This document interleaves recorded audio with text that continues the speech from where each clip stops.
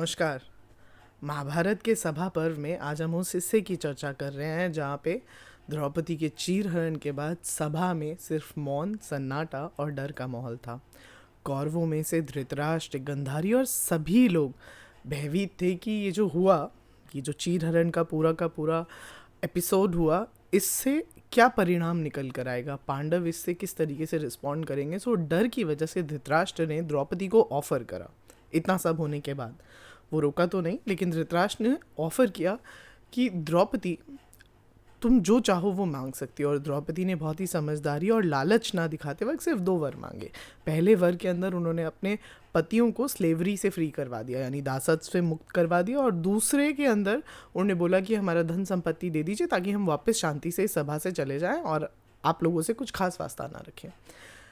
ऐसा करके वो भी सभा से निकले ही थे, कुछ दूरी पे गए थे कि दुशासन इनसिक्योर हो गया और दुशासन इस एनिमी ट्रायो के पास पहुंचा। अब तक तो आप समझ ही गए होगे एनिमी ट्रायो कौन, दुर्योधन, कर्ण और शकुनी। कर्ण एनिमी ट्रायो का ही पार्ट है महाभारत में।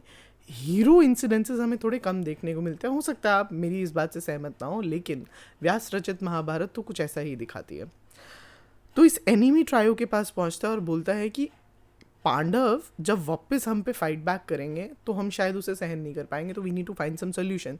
तो ये एनिमी ट्रायो दुर्योधन, दुशासन और कर्ण मिलकर एक पूरी की पूरी योजना रचते हैं और उस योजना को लेकर ये धृतराष्ट्र के पास पहुंचते हैं और दोबारा से एक और राउंड कपट द्यूत सभा का रखने के लिए बोलते हैं। और धृतराष्ट्र पुत्र मोह में इतने अंधे हो जाते हैं कि कर्ण, शकुनी और दुशासन के कहने पे ये दूसरी बारी कपट द्यूत रखते हैं। हालांकि गंधारी तो इन्हें यहाँ तक याद दिलाती है कि जब दुर्योधन पैदा हुआ था तो महाबुद्धिमान व्यक्ति विदुर ने ये तक कह दिया था ये कुल का नाश कर देगा, तो ये समय आ गया है कि हमें दुर्योधन को ही त्याग देना चाहिए।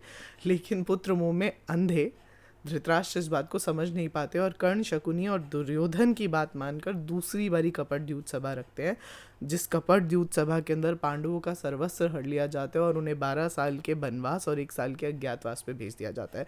इस पूरे इंसिडेंट्स के अंदर कर्ण डायरेक्टली इन्वॉल्व था। ऐसा नहीं था वो किसी परिस्थिति में फंस गया था, he was directly involve in the planning and plotting of the entire scene.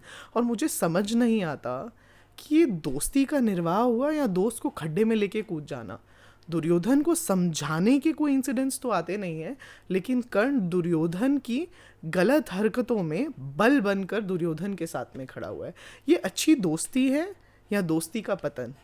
आप कमेंट्स में बताइए। What do you think about Karna? Do you think he should help Duryodhana to get on the right path और he should go with wrong path with Duryodhana? इसे अच्छी दोस्ती कहेंगे या फिर एनिमी कहेंगे?